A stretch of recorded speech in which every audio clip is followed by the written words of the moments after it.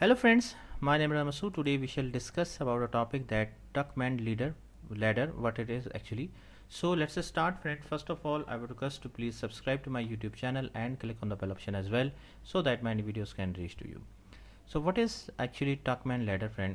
Friend, have you ever wondered what goes on behind the scenes to make a group of people into a functioning, effective team actually? The Tuckman ladder model is a tried and true model for understanding how teams progress and develop. It's been used by teams at companies like Google and Facebook, and it can help you figure out where your team fits in its development and how you can climb it actually. Friend, Tuckman's ladder model is a tool for understanding the five stages of team development: forming, storming, norming, performing, and adjourning. The Tuckman ladder model describes the predictable stages that teams move through and explains how you can use them to improve your functioning as a group. Bruce Tuckman, an American psychologist and educator, first referred the four stages of team development in his book. One of his studies in 1977, Tuckman added a fifth stage to the model. Now, what are the five stages of the team development? Friend, the Tuckman ladder gives project managers a great framework to both prepare for and manage team dynamics throughout the project lifecycle. It's based on the assumption that teams develop over time, passing through five predictable stages: forming, storming, norming, performing, and adjourning. Now, first team go through the life cycle consisting of four distinct stages. Second, team development doesn't stop at the performing stage, rather it's a continuous process throughout the project life cycle. Now, forming. In the forming stage, team members are just becoming acquainted with each other and learning about their own roles in the group and their individual tasks. Everything is very uncertain at this point if you are in the forming stage as a project manager.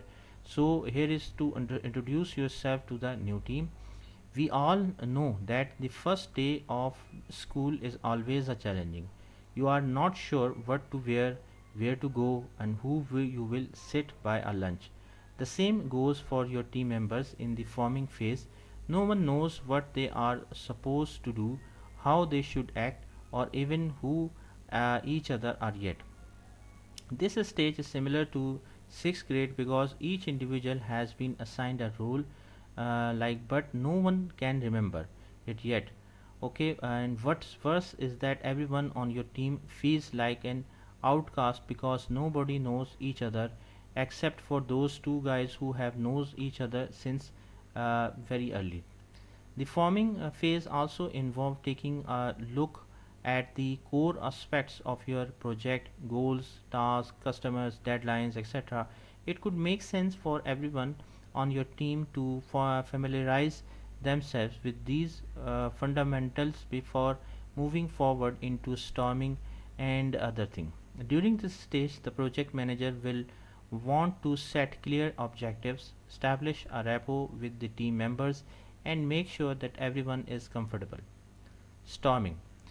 The storming stage is often the most uncomfortable. This occurs when teams begin to realize that they are not working as well as they should be, and that individual personalities will affect team productivity.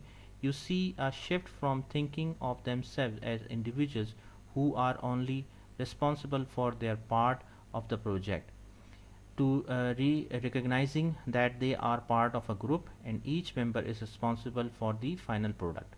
In this stage, you may still experience conflict, but the energy is positive and constructive. The team has begun to trust each other and can handle conflict in ways to enable them to still move forward toward their project goals actually. Okay, then the next one is basically norming. By this time, things have really gelled up, and the team is now cohesive. The team members feel comfortable in the environment and get along well with each other.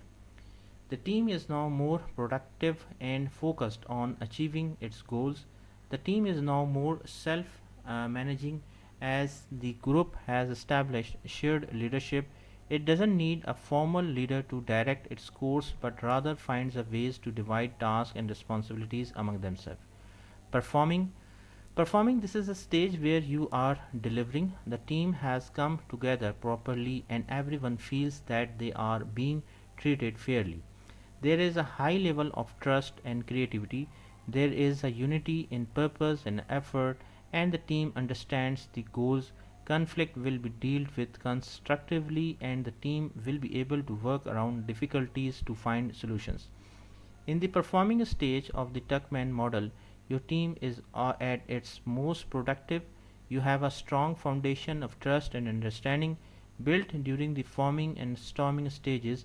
Your team has learned to communicate effectively during the norming phase. You have a clear goal in mind, and your team members are all working toward that goal with enthusiasm. Your job as a project manager is to keep things running smoothly. Your team is already doing an excellent job on its own, so you don't need to provide much direction now, but you should still hold regular meetings and check-ins. It's important to keep everyone on track and make sure no one is feeling stuck or left out. The performing stage can last for years, but if anyone leaves or joins, then you will more than likely have to build another team development ladder before you can get back to this stage. Then adjourning. The adjourning stage is the last stage in the Tuckman ladder and is marked by the team's preparation to disband. This means that all tasks have been completed or are in their final stages of completion. During this time, team members may also begin to feel sad about the end of their work together and think about how much they will miss one another. Interpersonal relationships now normalize as the project is no longer taking all of the team's focus. During the adjourning stage, team members begin to focus on their own goals rather than the team's goals. They might start thinking about how working with a particular group help them develop certain skills or whether or not they want to continue working with those people in a new project. While it's a normal for teams to experience a range of emotions during this stage, not everyone will go through every emotion listed like already discussed. Some people might experience only a few of these emotions while others may not feel any emotions at all as they transition into other projects or assignments.